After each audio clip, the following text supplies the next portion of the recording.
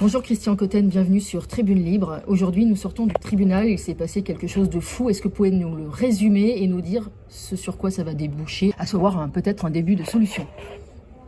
Je crois beaucoup à l'idée de début de solution, parce qu'on est dans une sorte de délire collectif, fondé en même temps sur des faits extrêmement précis et qui ont été développés et exposés par Xavier Poussard, par Natacha Ray, qui sont repris aux États-Unis par Candace Owens.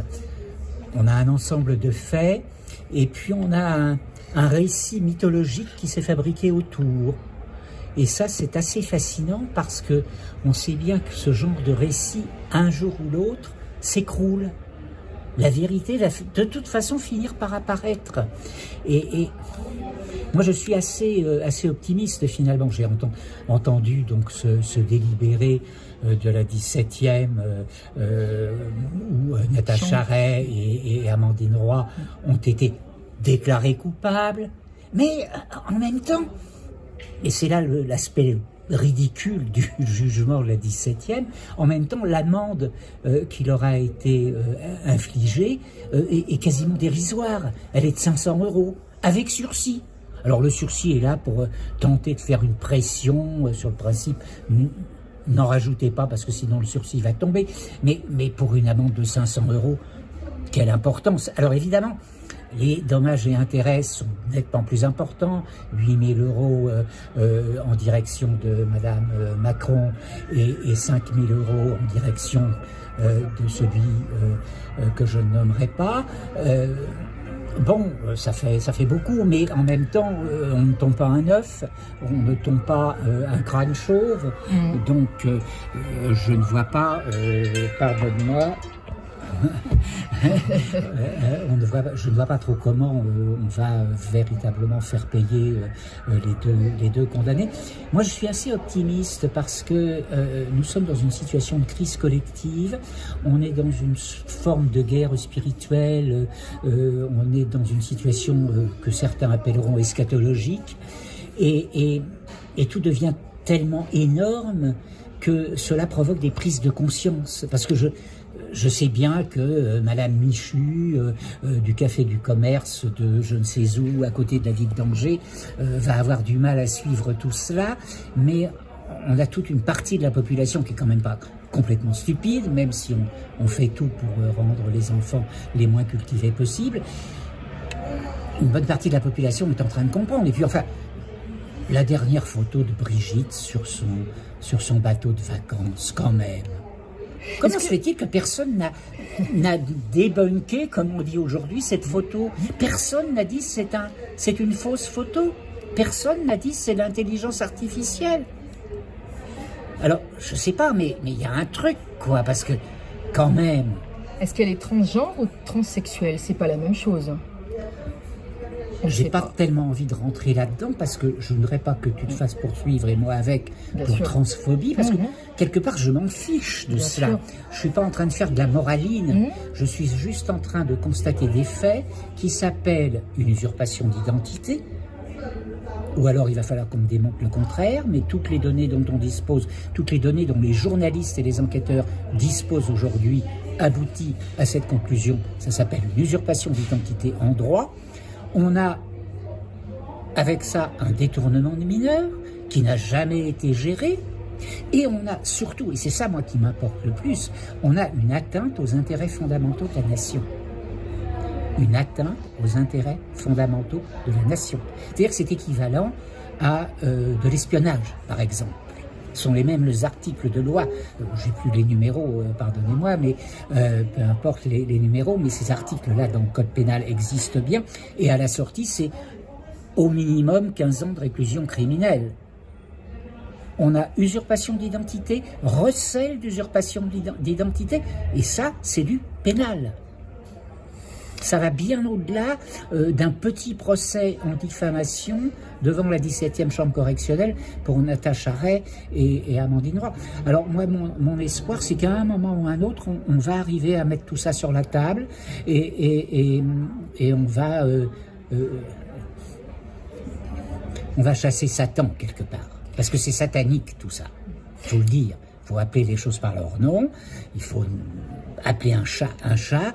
On est dans un combat spirituel et on est quelque part face à des satanistes qui font tout ce qu'ils peuvent pour réduire la population. On ne va pas refaire la liste de toutes les opérations qui sont là depuis parfois plusieurs décennies, parfois plus récentes avec le Covid, qui sont des opérations à grande échelle, mondiale, qui visent tout simplement à réduire les populations, la castration et la stérilisation des femmes faisant partie de la panoplie, avec les chemtrails, avec l'alimentation toxique, avec divers délires sur tout ce que les êtres humains peuvent consommer, et bien entendu avec les faux vaccins et vrais poisons.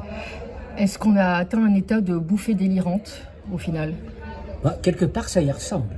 Ça y ressemble avec quantité de gens qui sont complices par peur.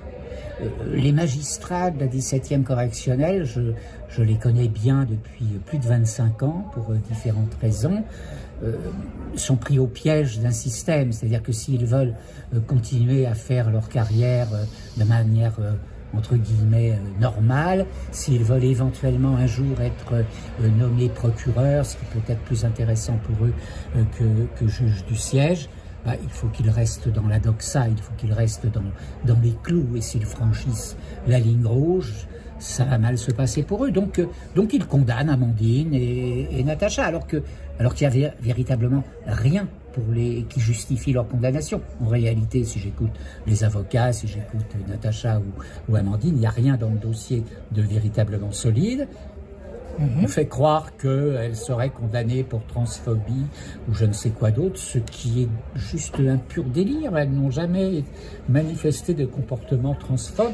Et en ce qui me concerne, je n'en ai strictement rien à faire, sauf que je pense quand même, par ailleurs, qu'on est dans la pathologie. Mais c'est une autre histoire et c'est un autre dossier, c'est d'autres questions qui peuvent faire l'objet d'autres propos. Sur le fond, je ne vais pas faire de la moraline sur le fait que X couche avec Y et que... C'est pas le sujet. C'est pas le sujet. Comment retrouver une justice indépendante? Plus tard. La France aujourd'hui, politiquement parlant, est dans une situation qui nécessite un schéma de rupture. Je ne sais pas quand ce schéma va se faire, je ne sais pas qui va le faire, mais ce que je sais, c'est qu'il est inéluctable qu'il arrive à un moment ou à un autre. Quand je parle d'un schéma de rupture, je parle d'un changement de régime politique. Je ne parle pas d'une nouvelle assemblée, je ne parle pas de nouvelles élections, je ne parle pas d'un nouveau gouvernement, je ne veux pas non plus parler d'une insurrection populaire, mais les changements de régime, historiquement, ce sont les juristes et les militaires. Donc j'attends que les juristes et les militaires fassent leur devoir sur lequel ils ont prêté serment, de protéger les populations, en ce qui concerne les militaires en tout cas. Les magistrats, c'est un petit peu différent. J'attends qu'ils fassent leur devoir. Dimanche dernier, à la Nation, un collègue a lancé un appel vigoureux aux militaires, précisément en leur rappelant leur devoir de protection de la population, qu'ils semblent pour l'instant mettre de côté. Donc voilà, on leur rappelle aimablement. On peut se retrouver quand pour soutenir à nouveau ces deux jeunes femmes? De toute façon, il va y avoir un appel. Alors, ça va prendre du temps, à mon avis, plusieurs mois. La Cour d'appel ne réagit pas très vite sur ce genre de dossier. Mais ça va être intéressant. Le jour de l'audience en appel, si la salle est pleine et si nous sommes nombreux dans le couloir, l'impact psychologique et énergétique sur les magistrats n'est pas le même que s'il y a 2 personnes dans la salle. Il faut bien comprendre ça. Le jeu d'un tribunal, c'est psychologique, c'est énergétique, et être magistrat face à une salle pleine, ce n'est pas la même chose que face à une salle vide. Absolument. Et on se retrouve donc bientôt. On se retrouve bientôt. Je n'ai pas de date, évidemment, mais ce que je sais, oui, je voulais vous dire, voilà, ça me revient. Oui. il y avait bien des médias, des gros médias présents ici aujourd'hui qui vont raconter une autre histoire que la nôtre. Ah bah bien sûr, oui, BFM était là au minimum. Alors après, j'ai croisé des médias alternatifs comme Mike Borowski, comme LDC News, Xavier Azalbert, François, LDC, bien sûr. Tribune Libre qui est là, Andrew qui est là. Léopold qui était là. Donc il va y avoir deux versions, évidemment. Totalement différentes. Il va y différentes. avoir la version officielle, la langue de bois, le ministère de la vérité.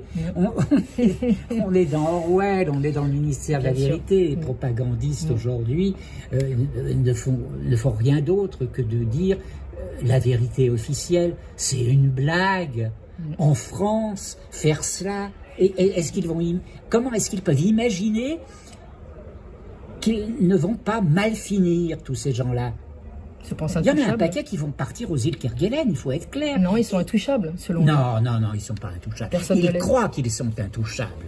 Ils croient qu'ils sont intouchables. Et ils risquent de le croire encore quelques semaines, quelques mois, mais guère plus. À un moment, ils vont tomber de leur piédestal. Ça me paraît très très clair. Et je leur souhaite bien du plaisir, parce que ça va être sévère. Quand le schéma de rupture va arriver, et il ne peut pas ne pas arriver, il va être sévère. Un grand merci, Christian Cotten. Merci Stéphanie, merci André. Andrew.